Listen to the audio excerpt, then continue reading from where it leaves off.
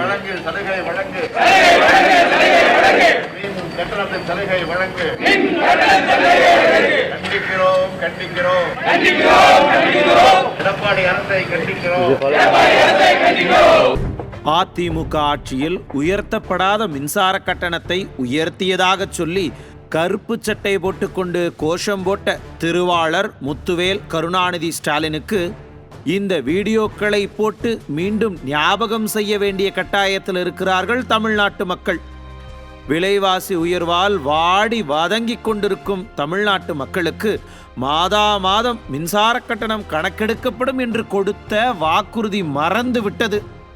ஆனால் அதிமுக கொண்டு வந்த 100 யூனிட் இலவச மின்சாரம் மட்டும் இன்னும் உறுத்திக் கொண்டே இருக்கிறது. அதனால்தான் அதை எப்படி தூக்கி தூர வீசுவது என்று ஒவ்வொரு நாளும் சிந்தித்துக் கொண்டே இருக்கிறது இந்த விடியா திமுக.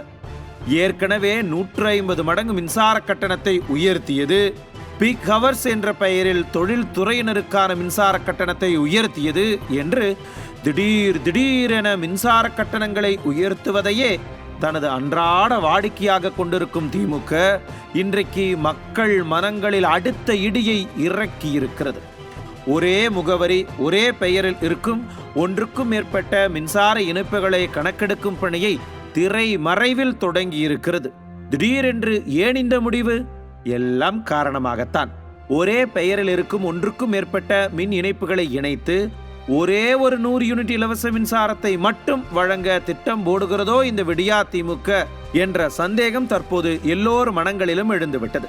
முதலில் இதை செய்துவிட்டு பின்னர் 100 யூனிட் இலவச மின்சாரத்தை பெற தகுதிகளை எல்லாம் பட்டியலிட்டு விட்டு இதனால் பயனடையும் கோடிக்கணக்கான மக்களை லிஸ்டிலிருந்து ஒரே அடியாக தூக்கத்தான் இத்தனை மெத்த சிரமப்படுகிறது இந்த விடியா திமுக. ஒரு முடிவு எடுக்கப்படுகிறது என்றால் அதை பற்றி கள ஆய்வு செய்து முன்னறிவிப்பு செய்து அரசாணையெல்லாம் வழங்கித்தானே அதனை நடைமுறைப்படுத்த வேண்டும். ஆனால் அதையெல்லாம் செய்யாமல் வாய்மொழி உத்தரவாக இதை சொல்லியிருப்பதால் தான் சந்தேகம் இன்னும் வலுக்கிறது. மக்கள் பாதிப்படைய போவதை கணித்து மின் ஊழியர்களின் மத்திய கூட்டமைப்பு ஆட்சேபம் தெரிவித்து மின்சார வாரியத்துக்கு கடிதம் எழுதியிருப்பதால் தான் இந்த விவகாரமே வெளியே வந்திருக்கிறது. இந்த திட்டத்தால் பாதிக்கப்பட போவது என்னவோ வாடகை வீட்டில் வசிக்கும் ஏழை எளிய மக்கள் தான் அதிகம். ஏற்கனவே சொத்து வரியை உயர்த்தி வாடகையை உயர்த்த காரணமாக இருந்த விடியா திமுக இன்றைக்கு இப்படி ஒரு இடியை மக்கள் நெஞ்சில் இறக்கி இருக்கிறது. மத்திய அரசு சொல்லிச்சு, அதனால மின்சார கட்டணத்தை வேற வழி இல்லாம உயர்த்தினோம் என்று சொல்லி குனிந்து பாஜகவுக்கு கும்பிடு போட்ட திமுக இன்றைக்கு இதற்கு என்ன காரணம் சொல்ல போகிறது? மக்களின் துயரம் புரியாமல் ஆட்சியை நடத்த தெரியாமல் திணறிக் கொண்டிருக்கிறாரா ஸ்டாலின்?